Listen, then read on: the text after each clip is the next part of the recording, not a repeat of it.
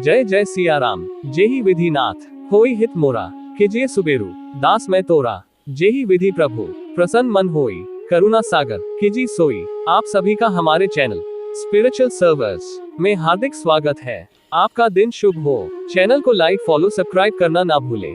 सीताराम सीताराम। श्री रामायण कथा किष्किंधा कांड भाग 8।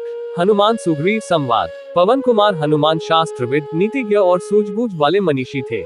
कब क्या करना चाहिए और क्या नहीं जैसी बातों का उन्हें यथार्थ ज्ञान था। बातचीत करने की कला में वे निपुण थे। उन्होंने देखा आकाश निर्मल हो गया है, अब न तो बादल ही दिखाई पड़ते हैं और न ही बिजली चमकती है। वर्षा ऋतु समाप्त हो गई है। वे सुग्रीव के विषय में विचार करने लगे। उन्हें स्पष्ट प्रतीत हुआ कि मनोरथ सिद्ध हो जाने के पश्चात सुग्रीव अपने कर्तव्य की अवहेलना करके विलासिता में मग्न रहने लगे हैं। उनकी पत्नी रुमा के साथ ही साथ अब तारा भी उनके विलास लीला का एक महत्वपूर्ण अंग बन गई है। राजकाज का भार केवल मंत्रियों के भरोसे छोड़कर वे स्वयं स्वेच्छाचारी होते जा रहे हैं। श्री रामचंद्र जी को दिए गए अपने वचन का उन्हें स्मरण भी नहीं रह गया है। इस प्रकार से सभी तरह से विचार करके हनुमान सुग्रीव के पास जाकर बोले, हे राजन, आपको राज्य और यश दोनों की ही प्राप्ति हो चुकी है। आपने कुल परंपरा से प्राप्त लक्ष्मी का भी विस्तार कर लिया है। अब आपको मित्रों को अपनाने के को भी पूरा कर डालना चाहिए। आपने मित्र के कार्य को सफल बनाने के लिए जो प्रतिज्ञा की है उसे पूरा करना चाहिए। आप तो जानते ही हैं कि श्री राम हमारे परम मित्र और हितैषी हैं।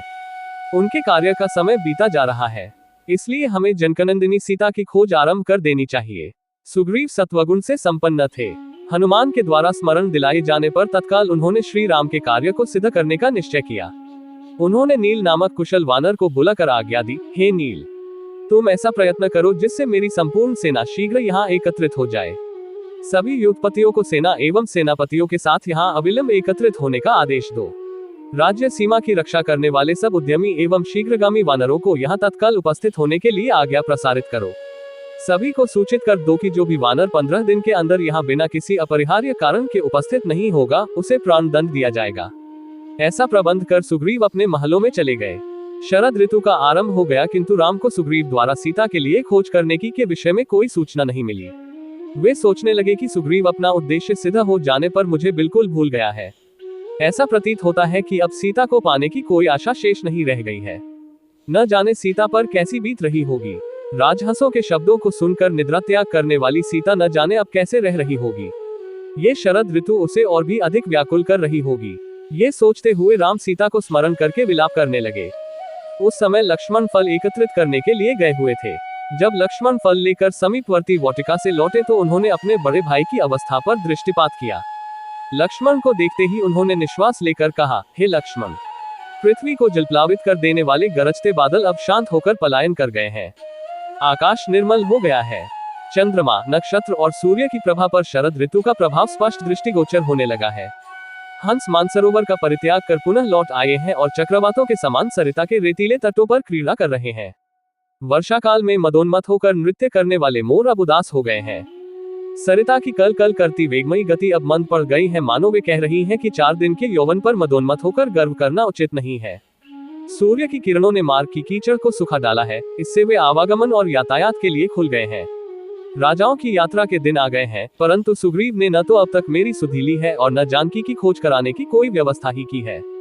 वर्षा काल के ये 4 मास सीता के वियोग में मेरे लिए 100 वर्ष से भी अधिक लंबे हो गए हैं, परंतु सुग्रीव को मुझ पर अभी तक दया नहीं आई। पता नहीं मेरे भाग्य में क्या लिखा है। राज्य छिन गया, देश निकाला हो गया, पिता की मृत्यु हो गई, पत्नी का अपहरण हो गया और अंत में इस वानर के द्वारा भी ठगा गया।